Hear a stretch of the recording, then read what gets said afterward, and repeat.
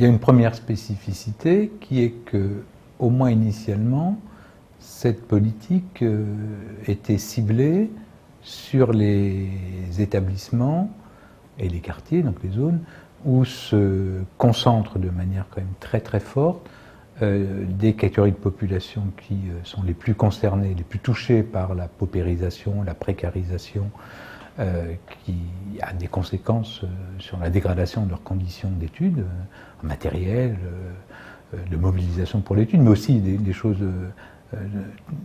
auxquelles on ne pense pas forcément. C'est-à-dire quand on a des mères seules dont les horaires de travail, quand elles travaillent, qui ne connaissent pas leurs horaires de travail à plus de 2 ou 3 jours à l'avance, ce qui est quand même une bonne partie, la manière dont elles peuvent accompagner la scolarité de leurs enfants et ce qu'il en résulte pour leurs enfants a des effets, quoi. Donc, voilà. Donc il y a plein de choses qu'on ne mesure pas. Donc voilà, il y a cette spécificité qui est tout à fait importante et qu'on se concentre également, et c'est lié statistiquement, les difficultés scolaires, pas simplement sociales, d'une partie de ces élèves-là.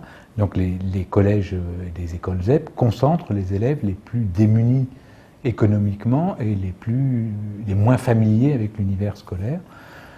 Donc là, il y a bien une spécificité de situation.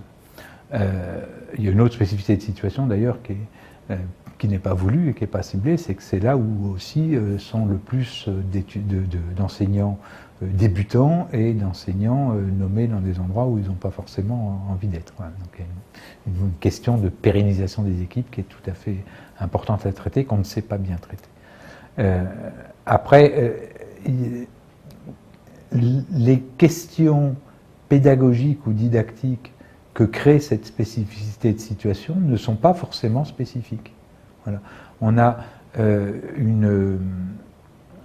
l'idéologie fondatrice de la politique ZEP et la déclinaison sur les thèmes du local, etc., disent à une spécificité locale doivent répondre des réponses locales, mais les réponses locales, elles sont peut-être en termes de renforcement,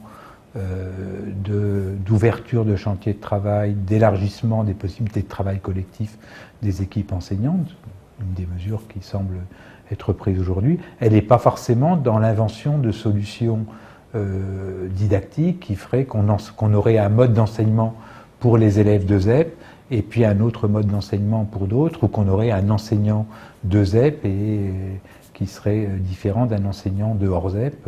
Voilà.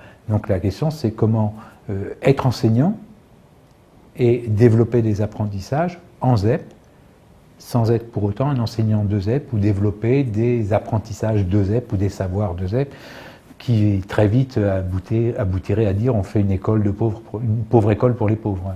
Or, je crois que l'enjeu de la politique ZEP initialement, c'est de faire une école exigeante pour les pauvres, pour faire vite, et de viser la démocratisation, voire même de tirer des enseignements d'une école exigeante pour les élèves les plus démunis, et que ces enseignements-là puissent valoir pour la démocratisation de l'ensemble du système éducatif. Mais cet objectif-là a été assez vite oublié dans la gestion de la politique.